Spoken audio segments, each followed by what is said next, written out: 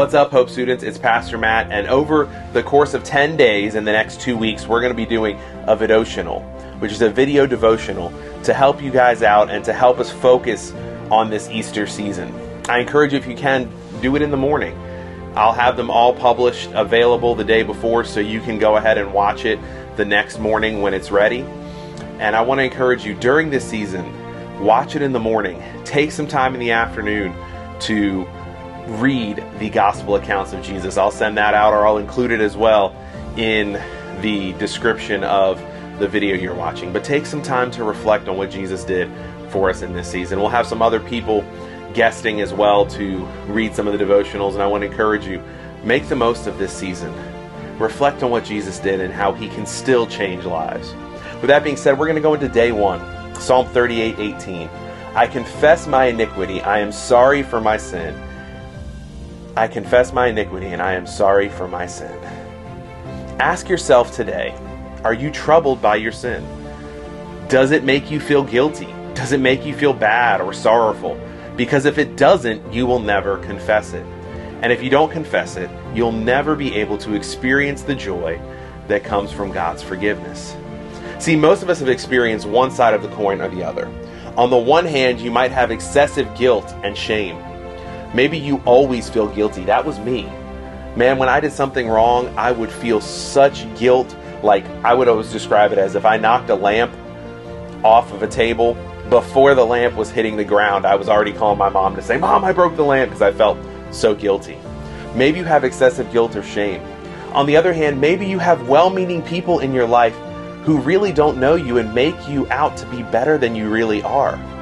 In both cases, we need to surrender ourselves to God and what he has for us.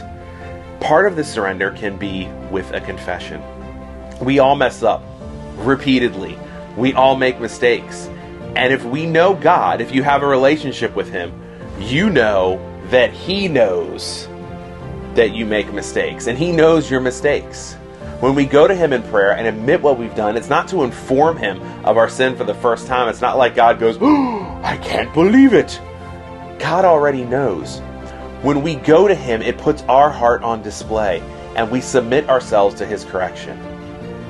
We can then receive forgiveness in his instruction. It's like us saying, God, I know that I've made mistakes, and I want to be different. If you find yourself feeling guilt all of the time, perhaps you should go back to God in prayer.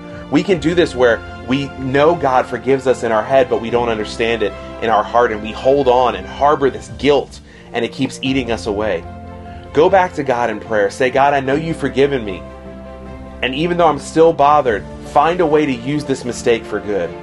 Find a way. We sing that song, See a Victory, that what the enemy meant for evil, God can turn for good. In moments where we've struggled, God can still use that for good, not just in our lives, but in the lives of those around us. So I encourage you, if you're struggling with guilt after you've already confessed your sin to God, God forgives you. Forgive yourself, and then look for ways. Ask God to show you ways that he can use it for good.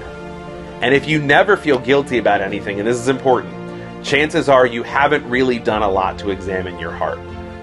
If you look at your life and you think you're perfect, you're probably not.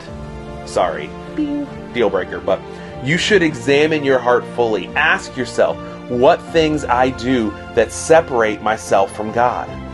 What do I do that puts distance between me and him? Take a moment to pray about it right now. Pause right now and take a moment and say, God, what am I doing in my life that's separating you and I? And then see what he reveals. Today, try playing like this. Lord, you are sinless and perfect. I am amazed each day that you love me, even though I have sinned against you. I confess right now that I need your forgiveness. When I stray from your ways, please show me. Do not let me grow tired of confessing my sin to you. And help us as we go through this Easter season to reflect on the amazing things that you have done to save us, knowing that we were sinners. Students, I love you, and I pray that this season of Easter touches your hearts and that these video devotionals help you grow in your relationship with God. I'll see you tomorrow with a video devotional, and we're looking forward to our Wednesday service. Have a great day. Be blessed.